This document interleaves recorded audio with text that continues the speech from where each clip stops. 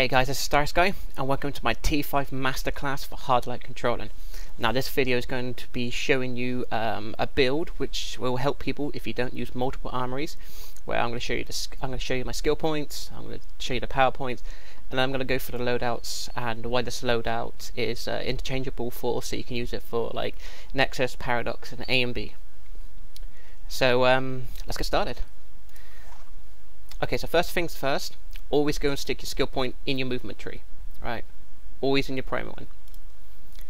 And since you're a controller, what we want to do is we want to take all the Vita first, which is in the T1. Now, I'm not exactly going to go through all the skill points, but what I will do is I'll tell you what exactly you do need to get.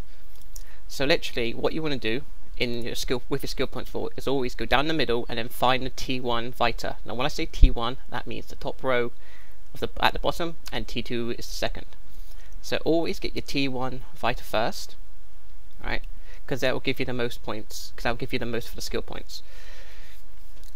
So as a controller, we primarily get the Vita, and then it's normally the cannon. But what we're going to do with this build for is we're going to get the T1 Vita, and then we're going to go on to the T2 Vita, which will be, if I can find some skill points already put into it, which will be at the bottom, like here. Now the reason we do this for is we can get away with not putting the skill points in the cannon before we get the T2 Vita. Now the reason why we can do this for is not the cannon in the skill points give you 9% critical power chance. Now thanks to the mod which we can get from the neck, escalator and replenishment prog, we can get away with not putting skill points in cannon until a later state for, because this mod for which you need the home turf DLC for will give us the 9% critical ability power chance, which we would have had from the skill points. So we can get T1 Vita, the T2 Vita, and we don't have to worry about getting the cannon before we put the T2 Vita because of this mod. This will give us the 9% we would normally have from the skill points. So okay, so max out T1 Vita, then the T2 Vita, then we go and get the cannon from in the skill points.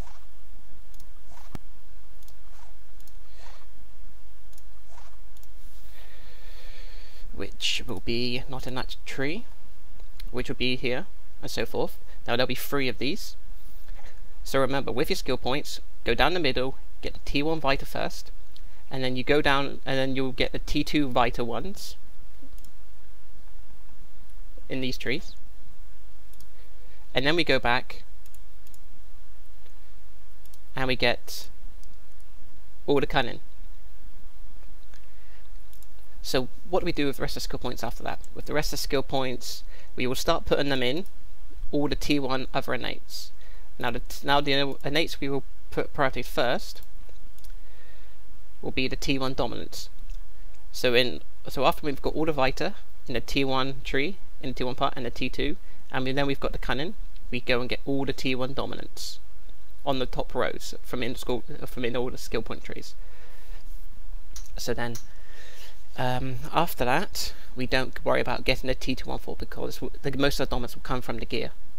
But always get the extra dominance from these ones for, since it'll give us most of our skill points. So then after we've got the T1 dominance, for me, I always want to get the T1 restoration. Now the reason why I do this for is because this will give us extra strength to our light barrier shield and group shielding, but also it will give us more to a self heal if whenever we use light barrier, because of the mod for the hands, regenerative shielding. This gives us a small heal based off our restoration for every time we pop our shield. So light barrier's got, what's it, a 15-second, 20-second cooldown. So if we're taking damage, you can get a nice like 500 to 700 heal from it. So it's quite nice. So that's why I prioritize the restoration. So when after you've got the restoration, we want to go from in all the skill trees, we want to go and get the HP. Now the more HP we have, obviously the more hits we can take So this is why we get this for, just to bump up our HP stats so we can take more of a hit. So after when you've done that, you want to go get all the HP in all the top row tier 1 and 8s from all the skill point trees. And then if you still have any skill points left over, fill up all the defense for the tier 1 and 8s. Now this is just because, like I said, this is because we're building up our survivability build. We've got we've got a Vita, Cunning, Dominant, tier 1 dominance, tier 1 resto, tier 1 HP, and then we got a tier 1 defense, just so we take less damage. So then after we've got the tier 1 defense, if we have any skill points left over, we can go back to our super speed and fill out the rest of our movements, just so we can get the resistances and power back from the movements. Sorry, from our breakout masteries. So then, after when we've done that, and this is for people who have a lot of skill points, you know, if you have anything left over that, you can start working on the tier 2 innates, on all the dominance and the restoration, all that kind of stuff. If I can find any.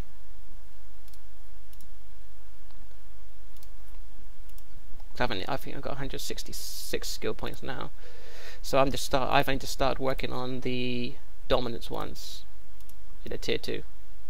I've probably gone past it, but anyway, if you have enough skill points and you filled in what I've said, get the tier 2 dominance and then the tier 2 restoration.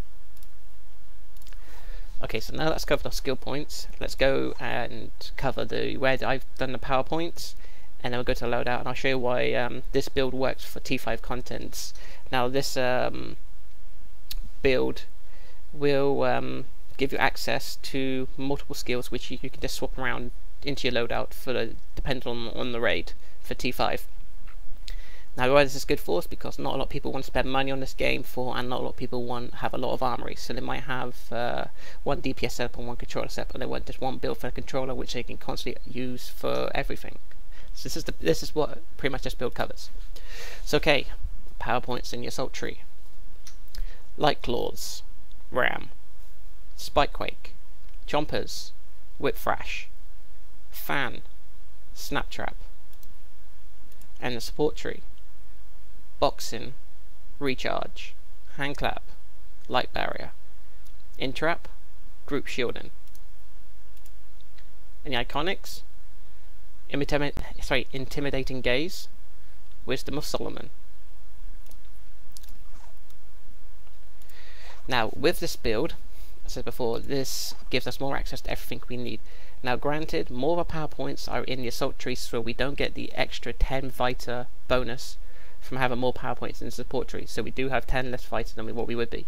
But this, like I said, this is a utility build, so it gives everyone the option to basically just have one build for controller which can just use multiple different loadouts to cover all T5 content. Okay, so my primary loadout for Nexus and Paradox is this one here. It's Light Claws, Recharge, Entrap for our armor debuff, Snap Trap, which is our health debuff, Light Barrier, self shield, and group shielding, and power for everyone. Obviously our POT, we clip it with Recharge. This is our instant power. Obviously our armor debuff, but this is mid-range one, so you have to get used to the distance on it. This one I always have in anyway because I use it for Paradox. So this is the same loadout I would run for Paradox and Nexus. Because, well, let's face it, right? We're always armor debuffing, and Halo debuff is very important from the Ravager. Okay, so now we've covered the loadout for Nexus and Paradox. We're going to move on to the more tricky part, which is A and B. So for A and B, I will pretty much take out the healing debuff, and I put in Ram. Now this is just to start with. I basically use this for debuff, and I use this for ad control, because what Ram does is frontal AoE. It will hit everything, knock them up into the air, and when they get up they are stunned for a duration of like 10 seconds. Now I'll explain a bit more about that in a minute. Okay, so this is what I will run, the loadout I will run all the way up into the last boss in A and B. Now the reason why for that is to do with the man-titans. So we're not going to need a debuff because the controller's going to be need to be doing some pulling and some crowd control. So what I will do with this loadout is I will change in trap and I will put in fan. So I will run in trap up to the last boss in A and B, and then I will take it out for fan. So this has been my loadout for the last boss of A and B.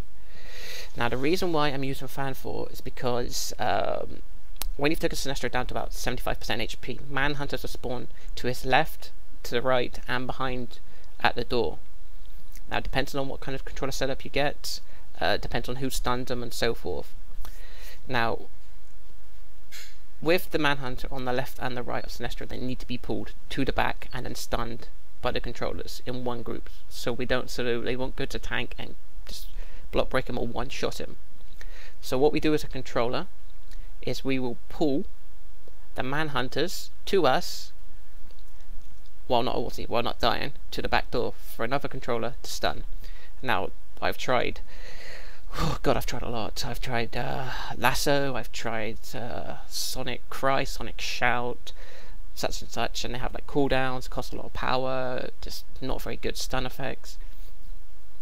Over and all, these two are the best ones, because with fan, you basically activate it and jump clip it and you still get the pull. And it's just as it's being pulled, it gives you the mobility to move somewhere, so when it lands you don't get one shot by it, because I've been one shot when I tried using Lasso and it just went horrible. So activate fan, jump clip it, and then move, and the manhunter will come pulled to you, and then you do it again till it lands at the back door, sorry, to the door that you came in. And you can do it with both sides depending on what controller you are. Now if you're running with another hard-light controller, I recommend using RAM for the manhunter control. Now the reason why this for is because it's cheap on power, it has no cooldown, and it covers a good distance for. Now the only downside to this for is that you need to try and get the manhunters into like a group or a line or something. Once you got them there, it's easy. Hit them with RAM, they will get knocked into the air, and when they get up, they will be stunned and they kind of wobble around. But that duration lasts about 10 seconds, maybe more. Then once you have them there, all you have to do is keep replaying RAM every 10 seconds, and the manhunters are just controlled. That simple. And if you want to regen power on the manhunters, because they only take 1 damage. So this is pretty much all you have to do. Fan is our pull, RAM is our ad control. I hope this build will help everyone, because this is the build I use for all my T5 content now. I'm willing to lose a 10 vital for it, because you just get so much vital now from all the gear, and especially from the rings of OP that are in the game. I will also do a video on how to use fan and RAM in the last room of A and B, so I will upload that soon. So let me know what guys you think of this build, try it out and see how you get on with it. So all in all, thank you for watching this, and until next time, I'll see you then. Beware my power. Green Lantern's light!